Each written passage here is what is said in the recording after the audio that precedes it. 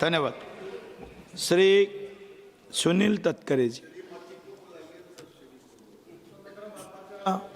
गौरवशाली इतिहासात आपल्या प्रखर राजकीय इच्छाशक्तीने पंतप्रधान नरेंद्र मोदी साहेबांनी जे ऐतिहासिक विधेयक या ठिकाणी महिला आरक्षणाचं आणलं, त्यावरती राष्ट्रवादी काँग्रेस पक्षाचा एक कार्यकर्ता म्हणून मला बोलण्याची संधी मिळाली, याच्याबद्दलचा मी आनंद या ठिकाणी व्यक्त करतो.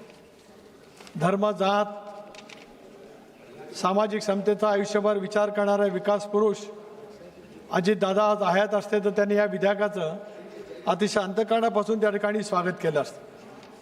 शिवशाहू फुले आंबेडकरांचा महाराष्ट्राच्या पुरोगामी विचाराला बळकटी देणारा निर्णय मोदी साहेबांच्या नेतृत्वाखालच्या सरकारने या ठिकाणी घेतलेला आहे.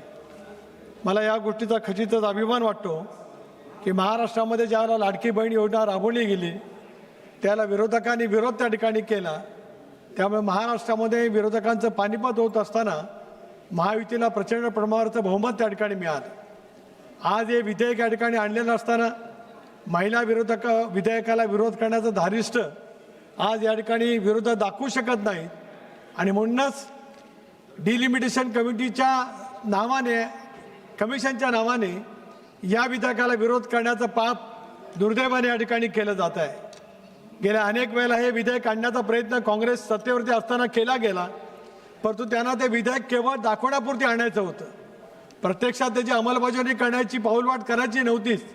पण मोदी साहेबांनी कणखरपणा त्या ठिकाणी दाखवला. अशा वेळेला या महिला विधेयकाला विरोध करण्याचं धारिष्ट राजकीयदृष्ट्या ते करू शकत नाहीत.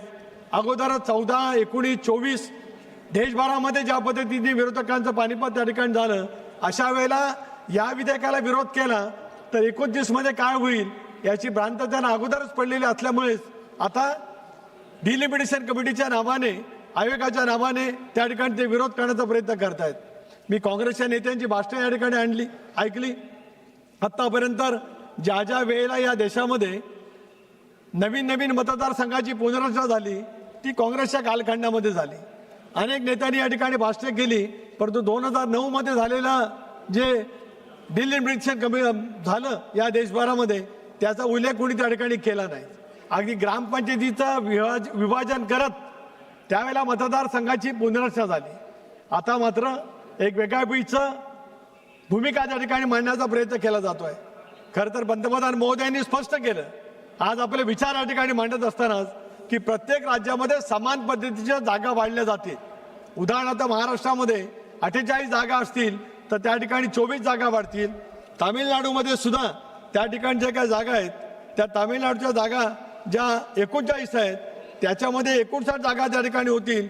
20 जागांची त्या ठिकाणी वाढ होईल. पण केवळ आपल्या राजकीय भवितव्याचा विचार करत या विधेयकाला विरोध करण्याचा प्रयत्न दुर्दैवाने त्या ठिकाणी केला जातोय. जात न्याय जनगणना करण्याच्या बाबतीमध्ये राष्ट्रवादी काँग्रेस पक्षाचं पूर्णपणाचं समर्थन आहेच. ते योग्य वेळेला योग्य पद्धतीने त्या ठिकाणी होईलच. पण 2029 ची निवडणूक या पद्धतीने झाल्याच्या नंतर मग आपल्याला काय होईल याचा विचार दुर्दैवाने त्या ठिकाणी केला जातोय. राष्ट्रवादी काँग्रेस पक्षाच्या वतीने या विधेयकाचं मी समर्थन करतो, अभिनंदन करतो पंतप्रधान महोदयांचं.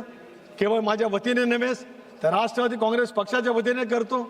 महाराष्ट्राच्या पहिल्या उपमुख्यमंत्री राष्ट्रवादी काँग्रेस पक्षाचे राष्ट्रीय अध्यक्ष सुनेत्राबाई पवार यांच्या वतीने सुद्धा या विधेयकाला पूर्णपणाचं मी पाठबळ त्या ठिकाणी देऊ इच्छितो आहे. हे शेवटी गेल्या अनेक वर्षापासून लोकसभेच्या जागा वाढल्या नाहीत, विधानसभेच्या जागा वाढल्या नाहीत, 60 वर्ष या जागा वाढलेल्या नाहीत.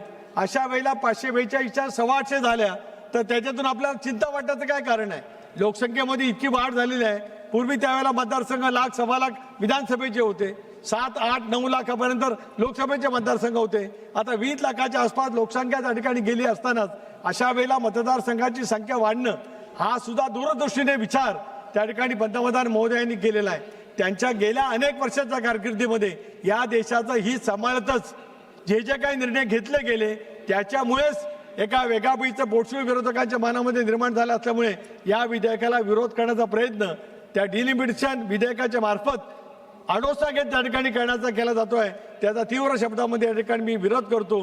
पुन्हा एकदा एक क्रांतिकारी विधेयक आज या ठिकाणी जे काही महिलांच्या दृष्टिकोनातून आणलं गेलेलं आहे, जगाच्या पाठीवरती देश सशक्त बनण्याचा प्रयत्न मोदी साहेबांच्या नेतृत्वाखाली त्या ठिकाणी केला जात असतानाच या विधेयकाच्या पाठीमागे ठामपणाने उभं राहणं हे आपलं सर्वांचं कर्तव्य आहे असं मी या ठिकाणी मानतो. पुन्हा एकदा राष्ट्रवादी काँग्रेस पक्षाच्या वतीने समर्थन देतो आणि थांबतो.